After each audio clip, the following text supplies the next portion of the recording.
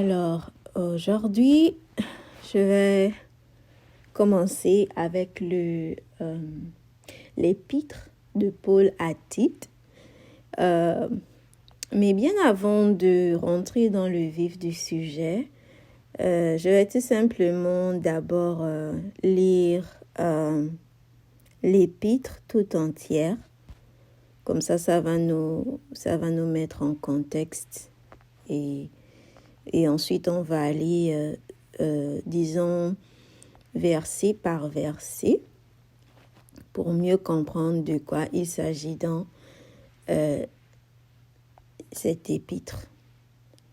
Alors, je vais lire, si vous avez votre Bible, je vous conseillerais de prendre votre Bible, peu importe la version, et de tout simplement lire aussi avec moi. Donc, voilà. Et je vais quand même aller assez doucement. Donc, je vais lire la version Osterwald. Et l'épître de Tite, elle se trouve dans le Nouveau Testament.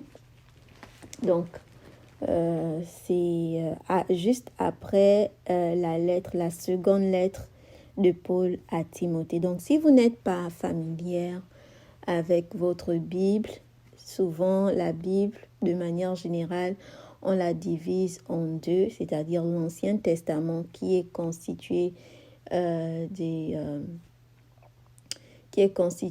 livres des prophètes et qui est aussi constitué des écrits de Moïse. Donc, et ensuite, on a le Nouveau Testament qui est constitué des évangiles. Donc, on a l'évangile de Matthieu, on a l'évangile de Marc, on a l'évangile de Luc, on a l'évangile de Jean.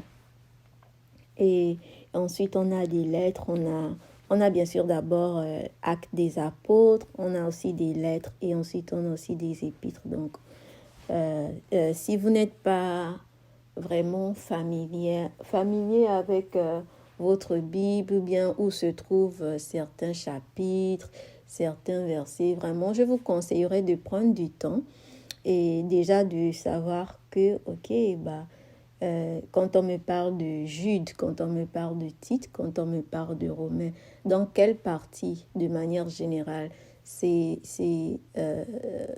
personnes-là se trouvent. Donc, déjà, je pense que juste avoir cette connaissance générale de, je peux diviser la parole en deux de manière générale pour essayer de me retrouver lorsque on me cite un passage ou un chapitre de la Bible. Donc, vraiment, faites cet exercice-là, prenez du temps pour vous familiariser avec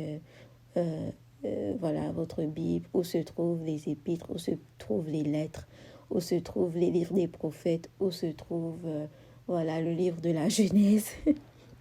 Donc, c'est vraiment ça. Mais Tite se trouve dans le Nouveau Testament, juste après la seconde lettre à Timothée. Donc, je vous laisse faire cet exercice de vous familiariser avec votre Bible. Donc, je vais commencer par lire l'épître. Paul, serviteur de Dieu et apôtre de Jésus-Christ, pour annoncer la foi des élus de Dieu et pour faire connaître la vérité qui est selon la piété et qui donne l'espérance de la vie éternelle que Dieu, qui ne peut mentir, a promise depuis plusieurs siècles, mais qu'il a manifesté en son propre temps par sa parole, dont la prédication m'a été confiée selon l'ordre de Dieu notre Sauveur. À Tite, mon vrai fils dans la foi, qui nous est commune. Grâce, miséricorde et paix de la part de Dieu notre Père et du Seigneur Jésus-Christ notre Sauveur. La raison pour laquelle je t'ai laissé en Crète, c'est afin que tu règles les choses qui restent à régler et que tu établisses des pasteurs dans chaque ville, suivant que je te l'ai ordonné. Savoir s'il se trouve quelqu'un qui soit irrépréhensible, mari d'une seule femme, duquel les enfants soient fidèles et qu'ils ne soient pas accusés de dissolution ni désobéissants. Car il faut que l'évêque soit irrépréhensible comme étant l'économe de Dieu, qu'il ne soit point attaché à son sens, ni colère, ni à donner au vin, ni violent, ni porté au gain déshonnête, mais qu'il exerce l'hospitalité, qu'il aime les gens de bien, qu'il soit sage, juste, saint, tempérant, attaché à la véritable doctrine qui doit être enseignée, en sorte qu'il soit capable tant d'exhorter, suivant cette doctrine salutaire, que de convaincre ceux qui s'y opposent. Car il y en a plusieurs, principalement parmi ceux de la circoncision, qui ne veulent point se soumettre, qui parlent de choses vaines et qui séduisent les âmes auxquelles il faut fermer la bouche, qui pervertissent des familles entières, enseignant pour un gain honteux ce qu'on ne doit pas enseigner. Quelqu'un d'entre eux, leur propre prophète, a dit « Les Crétois sont toujours menteurs, ce sont de méchantes bêtes, des ventres paresseux. » Ce témoignage est bien véritable, c'est pourquoi reprends-les vivement, afin qu'ils deviennent saints en la foi, sans s'arrêter aux fables judaïques et aux ordonnances des hommes qui se détournent de la vérité. Toutes choses sont bien pures pour ceux qui sont purs, mais rien n'est pur pour ceux qui sont impurs et pour les infidèles. Au contraire, leur esprit est souillé aussi bien que leur conscience. Ils font profession de connaître Dieu, mais ils le renoncent par leurs œuvres, étant abominables, rebelles et incapables de toute bonne œuvre. Donc, je passe au chapitre 2. Mais toi, enseigne les choses qui conviennent à la saine doctrine, que les vieillards soient sobres, graves, prudents, purs dans la foi, dans la charité, dans la patience. Que les femmes âgées aient de même un extérieur convenable à la sainteté, qu'elles ne soient point médisantes ni sujettes au vin, qu'elles donnent de bonnes instructions, qu'elles apprennent aux jeunes femmes à être sages, à aimer leur mari, à aimer leurs enfants, à être modestes, chastes, à demeurer dans leur maison, à être bonnes, soumises à leur mari, afin que la parole de Dieu ne soit exposée à aucun blâme. De même, exhorte les jeunes hommes à vivre dans la tempérance. Rends-toi toi-même en toute chose un modèle de bonnes œuvres, montrant dans ta manière d'enseigner de la pureté et de la graveté. Une doctrine saine dans laquelle il n'y ait rien à reprendre, afin que les adversaires soient confus, n'ayant aucun mal à dire de vous. Exhorte les serviteurs à être soumis à leur maître, à leur complaire en toutes choses, à n'être point contredisant, à ne rien distraire, mais à montrer en toutes choses une entière fidélité, afin de faire honorer partout la doctrine de Dieu, notre Sauveur. Car la grâce de Dieu, salutaire à tous les hommes, a été manifestée, et elle nous enseigne qu'en renonçant à l'impiété et aux convoitises du monde, nous vivions dans le siècle présent, dans la tempérance, dans la justice et dans la piété, en attendant la bienheureuse espérance et l'apparition de la gloire du grand Dieu et notre Sauveur Jésus-Christ, qui s'est donné soi-même pour nous, afin de nous racheter de toute iniquité et de nous purifier pour lui être un peuple particulier et zélé pour les bonnes œuvres. Enseigne ces choses, exhorte et reprend avec une pleine autorité, que personne ne te méprise. Chapitre 3. Avertis les êtres soumis aux princes et aux puissances de leur obéir, d'être prêts à faire toutes sortes de bonnes œuvres, de ne médire de personne, de n'être point querelleur, d'être modéré et de témoigner une parfaite douceur envers tous les hommes. Car nous étions aussi autrefois nous-mêmes insensés, désobéissants, égarés, assujettis à toutes sortes de passions et de voluptés, vivant dans la malice et dans l'envie, dignes d'être haïs et nous haïssant les uns les autres. Mais lorsque la bonté et l'amour de Dieu, notre Sauveur envers les hommes, ont été manifestés, il nous a sauvés, non à cause des œuvres de justice que nous eussions faites, mais selon sa miséricorde par le baptême de la régénération et par le renouvellement du Saint-Esprit qu'il a répandu abondamment sur nous par Jésus-Christ notre Sauveur, afin qu'ayant été justifiés par sa grâce, nous ayons l'espérance d'être héritiers de la vie éternelle. Cette parole est certaine et je veux que tu établisses fortement ces choses, afin que ceux qui ont cru en Dieu aient soin de s'appliquer principalement à pratiquer les bonnes œuvres. Voilà les choses qui sont bonnes et utiles aux hommes. Mais réprime les questions folles, les généalogies, les contestations et les disputes touchant à la loi. Car elles sont inutiles et vaines. Évite l'homme hérétique après l'avoir averti une première et une seconde fois, sachant qu'un tel homme est perverti et qu'il pêche étant condamné par lui-même. Lorsque je t'aurai envoyé Artémas ou Tychik, hâte-toi de venir me voir à Nicopolis, car j'ai résolu d'y passer l'hiver. Fais conduire avec soin Zénas, docteur de la loi, et Apollos en sorte que rien ne leur manque, et que nos frères apprennent aussi à s'appliquer principalement à faire de bonnes œuvres, pour les usages nécessaires, afin qu'ils ne demeurent pas sans fruit. Tous ceux qui sont avec moi te saluent. Salue ceux qui nous aiment dans la foi. La grâce soit avec vous tous. Amen. Donc, la lecture est finie. Comme je disais, c'est une épître qui est très courte, mais dans laquelle il y a aussi beaucoup de choses à apprendre. Et je vous conseillerais de lire encore cette épître parce que dans la prochaine vidéo, dans le prochain partage, on va commencer à aller j'ai envie de dire verset par verset, mais parce que lorsqu'on lit, en fait, et d'ailleurs vous allez lire l'épître, vous allez comprendre que parfois c'est difficile d'aller verset par verset, parce que tout simplement on remarque que par exemple dans le chapitre 1, si vous repartez au chapitre 1 du titre, on va remarquer que le verset 1, le verset 2 et jusqu'au verset 4, disons, c'est une seule phrase. Donc, bien vrai que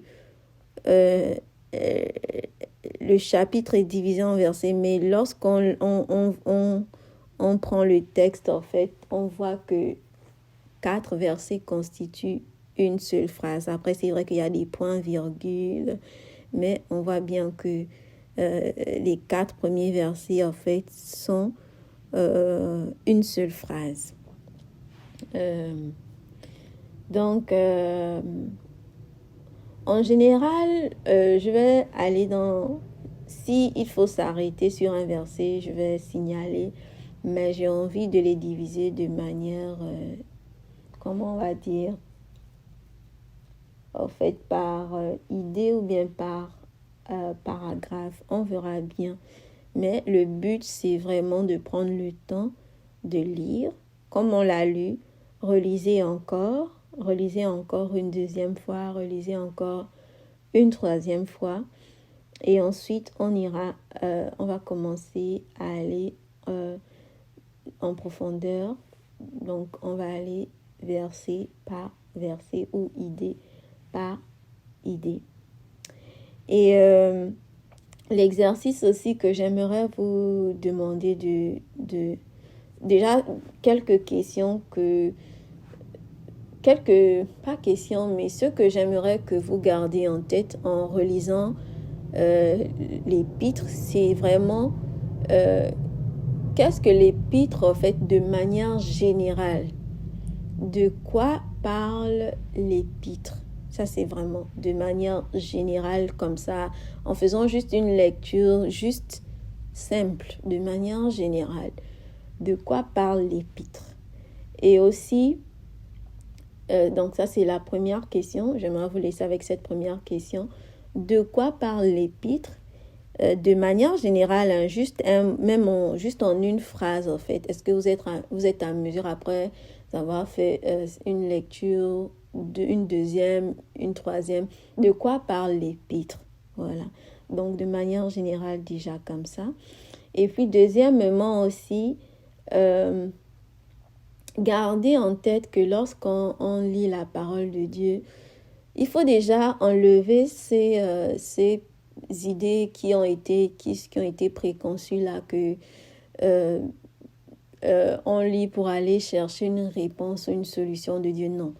On lit pour connaître Dieu. Donc, en faisant encore une seconde lecture, une troisième lecture, une quatrième lecture, qu'est-ce que cet épître vous apprend de Dieu? Qu'est-ce que cet épître vous apprend de Jésus? Qu'est-ce que cet épître vous apprend de l'instruction de Jésus? Qu'est-ce que cet épître vous apprend de l'enseignement de Jésus? Donc, essayez de vous poser cette question aussi. Et troisièmement, l'exercice que j'aimerais que vous fassiez aussi, c'est souligner des mots qui se répètent. Allez-y dans cet épître, essayez je sais pas, encercler, même avec un stylo de différentes couleurs, encercler, si vous avez un marqueur, essayez d'encercler les mots qui se répètent et voyez en fait essayer de rattacher ça à l'idée même, je dirais même à l'idée générale peut-être que vous avez trouvé. Donc, ça, c'est juste quelques exercices que j'aimerais que vous fassiez. Et donc, c'est ça. Donc, vraiment, de quoi parle l'épître de manière générale? C'est qui Paul? Voilà. C'est qui Tite? Qui est Tite? Voilà. Et qu'est-ce qu'il demande à Tite de manière générale? Qu'est-ce qu'il dit à Tite dans cette lettre? De quoi parle l'auteur, comme on dit? De quoi parle l'auteur, en fait, dans cette lettre? Et qu'est-ce que cela nous enseigne, en fait, sur Jésus, ou bien même sur l'enseignement de Jésus, ou encore sur l'enseignement des apôtres? Bon, parce que l'enseignement des apôtres, c'est bien sûr, ça découle de l'enseignement de Jésus. Donc, qu'est-ce que ça nous enseigne sur la foi, sur l'instruction que le Seigneur a laissée? Qu'est-ce que ça nous enseigne? Voilà, pas sur nous d'abord, sur ce que Jésus a dit, sur ce que Dieu a donné comme instruction, sur ce que l'apôtre a dit à Tite. Pas sur nous, sur ce que le Seigneur a dit. Donc vraiment ça, et voilà, souligner les mots indicateurs qui se répètent. Je pense que c'est...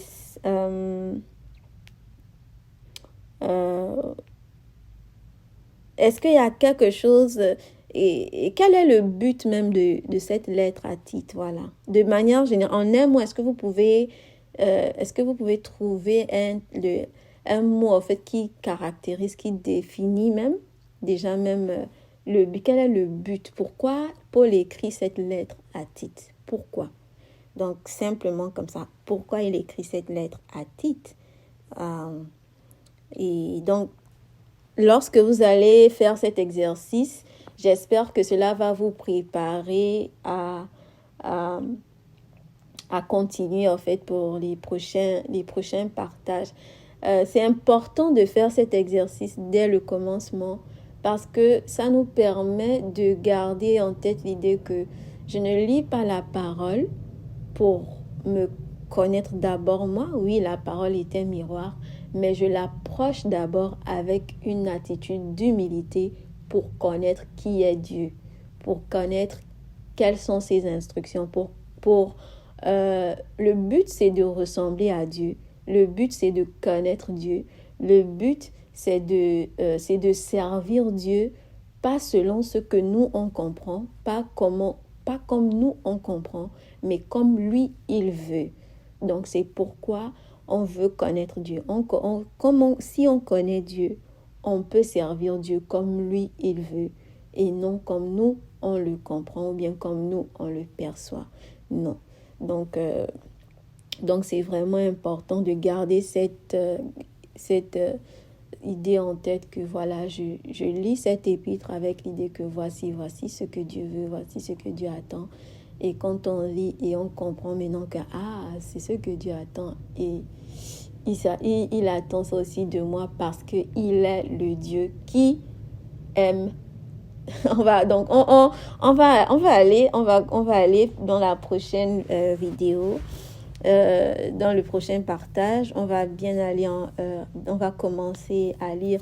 Mais si vous ne faites pas cet exercice-là, en fait, si vous n'essayez pas de vous préparer, le prochain partage, ce serait plus vous qui seriez en train de juste peut-être recevoir, mais alors que le but, c'est pas seulement ça. Le but, c'est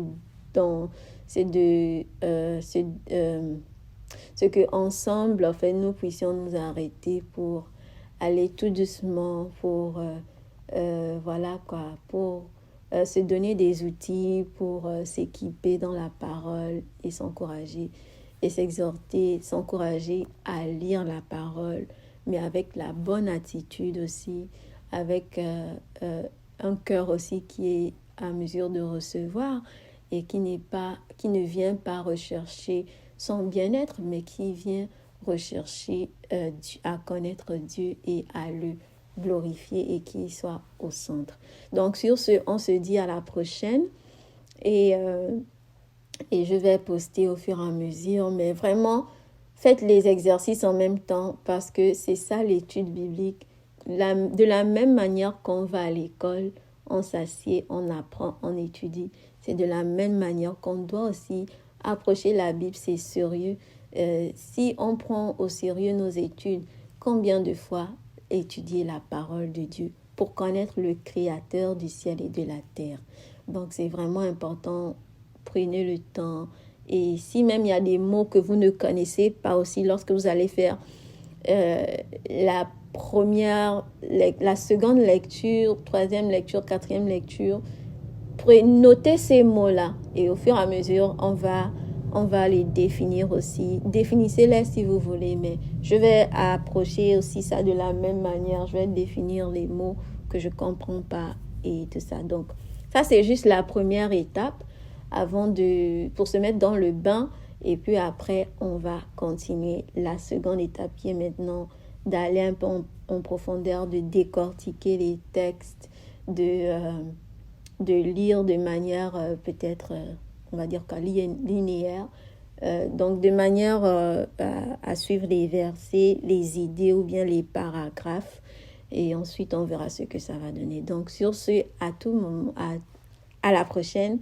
Et j'espère que vous allez être prêts pour le départ. Allez, bye.